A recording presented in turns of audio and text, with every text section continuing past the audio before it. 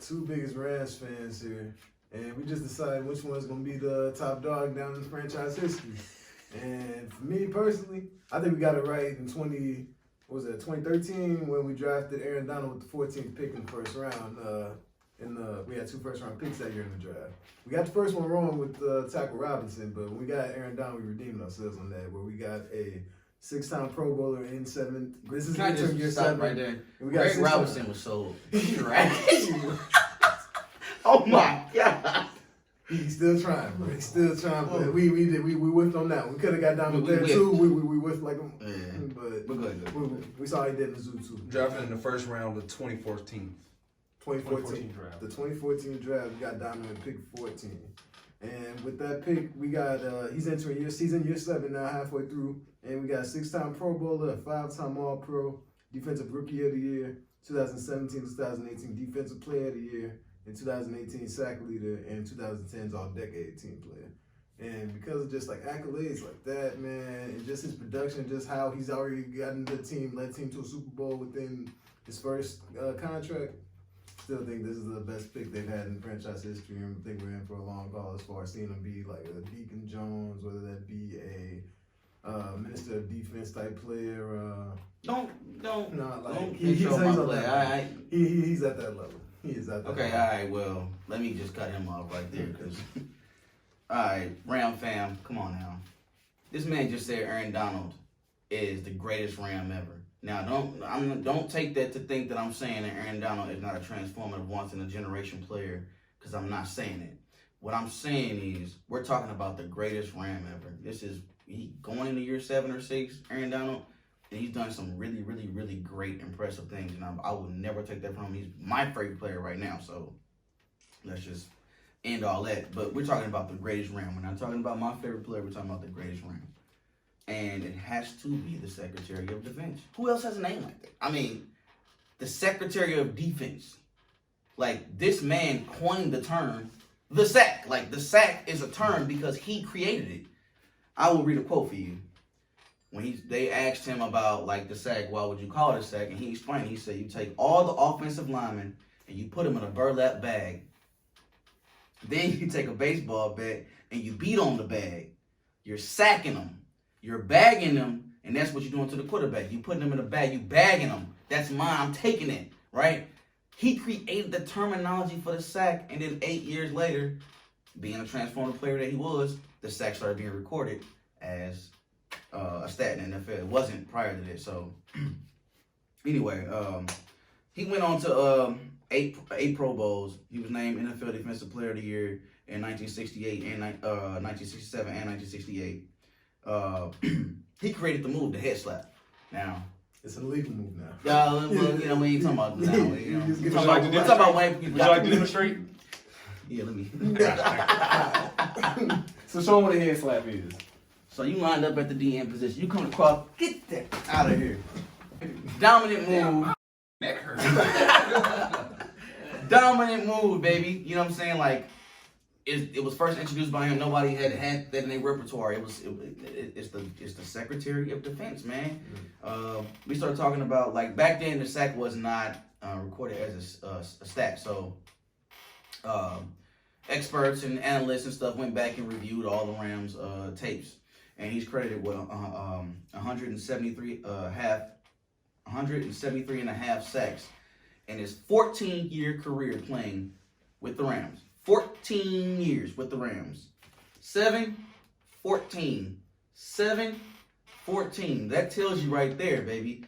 Aaron Donald, we love you, but you ain't even got enough tenure to call yourself the best Ram member. You just don't. 173 and a half sacks. He's third best behind Bruce Smith and Reggie White. They credit he's the only person to have 220 sack seasons in 14 game seasons. So this is not like 16 games now. 16 games, there's nobody in a 16 games since the NFL moved to 16 games that had a 220 sack seasons. Nobody. So if you take that... Didn't J.J. Watt do that? No, he did not do 220 sack seasons. Check this. So, with his 173 and a half sacks in 191 games, that means that he averaged 0.9 sacks a game, right? Fact check. According to StatMuse, I'm sorry, go ahead. Real quick. In 2014, Watt became the first player in NFL history to record 2 20-plus sack. No, okay, I'm sorry. This was an early article. So Okay. I'm sorry. Yeah. Okay. So the article was before. Yeah, it was before 2014. Okay. So my bad. That's on me. Now, it sounds nice, but if you're looking at Aaron Donald's 7 seasons, that's 6 out. I mean, he's in year 7 now, but in the previous 6 seasons, he's Pro Bowl every time. He's double-digit sacks every time. And like is an all-pro as far as the AP All-Pro team 5 times out of the 6, and just being that 2 Defensive Player of the Year awards, man, and just his impact on a play-to-play basis, the amount of attention he draws, and just like where he grades out as far as at the top of defenders every year on Pro Football Focus, like the tape's all there, man. And you just watch him in this modern league, in this passing league, it's all about the quarterbacks. He's making life really hard on them now.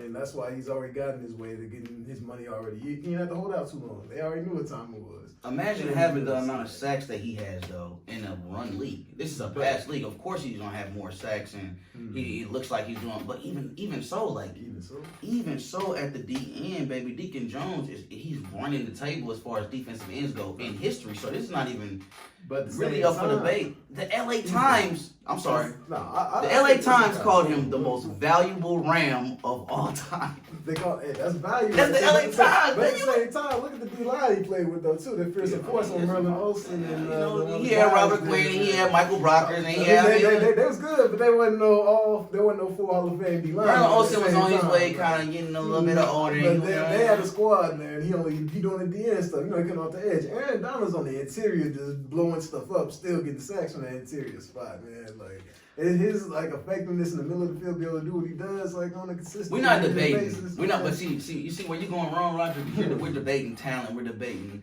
effort, all that type of stuff. We're going is